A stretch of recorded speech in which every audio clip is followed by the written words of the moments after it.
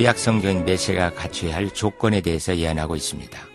첫째는 5가지 신분상 조건인데 그 첫째는 다윗의 후손이어야 하고, 둘째는 동정녀에서 탄생해야 하고, 셋째는 베들레헴에서 탄생해야 하고, 넷째는 애굽에서 건진 내 아들이 되어야 하고, 다섯째는 나사렛 사람이 되어야 메시아가 될 수 있는 자격을 갖추는 것입니다.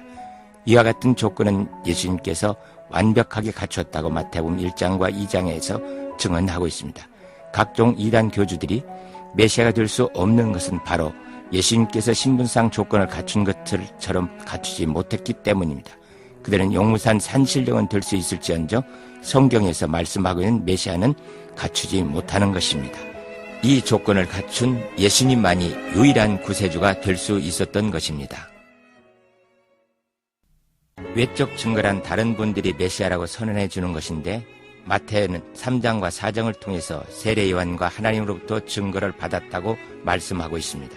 예수님을 향해 메시아라고 선포해 줄 세례 요한도 이사야가 예언한 것처럼 광야에서 외치는 자가 되어야 하고, 이스라엘 모든 사람이 선지자로 인정하는 분이어야 합니다. 세례 요한이 예수님을 향해 세상 죄를 지고 가는 하나님의 어린 양이라고 선포한 후 가까이 오시는 것을 보고 내가 당신에게 세례를 받아야 하는데 당신이 내게로 오시나이까 하고 말하자, 예수님은 내게 세례를 주어 이 사람들 앞에서 메시아라 공표해 주므로 하나님의 의를 이루라고 하시자 세례를 주었습니다.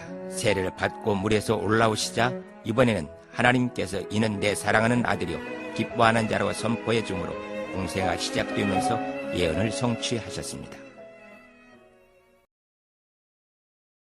메시아가 되기 위해서는 내적 증거가 필요한데, 예수님 자신이 하나님의 아들로 메시아가 되기 위해 천국에서 오셨다고 증거를 보여줘야 합니다. 마태는 산상수훈을 통해서 예수님께서 천국에서 오셨기 때문에 천국법을 선포하고 하나님의 자녀가 되려면 노하지 말고, 간음하지 말고, 맹세하지 말고, 악한 자를 대적하지 말고, 원수를 사랑하며 은밀하게 구제하라고 가르쳐주고 것을 기록하고 있습니다.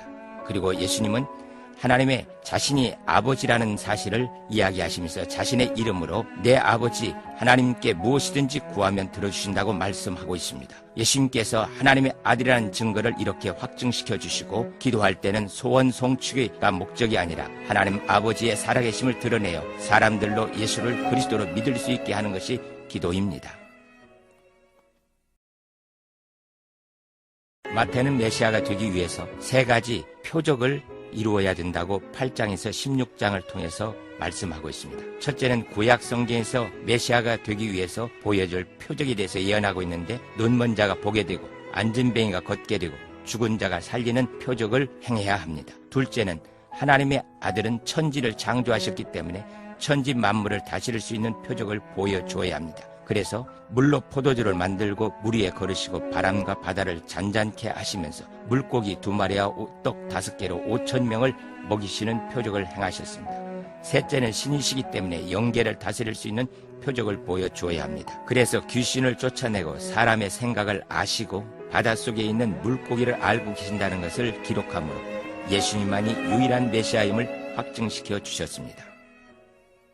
예수님께서는 자신이 하나님의 아들이며 구약에서 약속한 메시아라는 사실을 증거하기 위해 신분상 5가지 조건, 다윗의 후손, 동정녀에게서 탄생, 베들레헴에서 탄생, 애굽에서 건진 내 아들, 나사렛 사람인 것을 확증시켜 주시고, 외적 증거로 세례 요한과 하나님으로부터 증거를 받고, 내적 증거로 자신이 하늘에서 온 하나님의 아들 메시아라는 것을 보여주고, 구약에서 예언한 표적과 창조주이신 하나님의 아들이시기 때문에 천지 만물을 다스리는 표적, 신이시기 때문에 영계를 다스리는 표적들을 보여주신 후에 제자들에게 너희는 나를 누구라고 생각하느냐 묻자, 베드로는 주는 그리스도시요 살아계신 하나님의 아들이십니다 하고 대답하자, 이를 알게 하신 이가 하늘에 계신 내 아버지라고 하시면서 십자가를 지시기 위해서 골고다로 행하여 가셨습니다.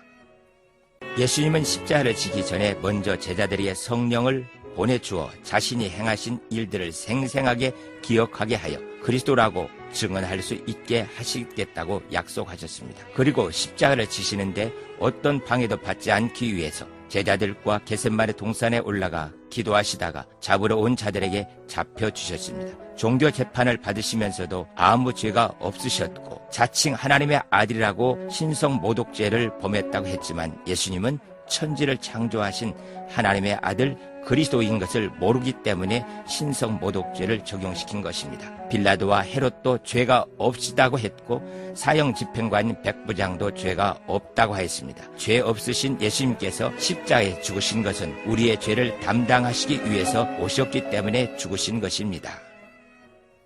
예수님께서 유일한 구세주라고 할 수 있는 것은 바로 이러한 구약 성경에서 예언한 것들을 완벽하게 성취하셨기 때문입니다. 이런 예언에 따라 십자가에서 죽으시고 장사되셨다가 성경대로 부활 승천하셨기 때문에 예수님만이 유일한 구세주인 것입니다. 이런 조건을 갖추지 못한 사람들은 자신이 메시아라고 할 수가 없습니다. 성경에서 말씀하고 있는 메시아가 되기 위해서는 조건들을 갖춰야만이 메시아가 될 수 있습니다. 조건을 갖추지 못한 사람들은 용문산의 산신령이나 종교 사기꾼일 뿐입니다.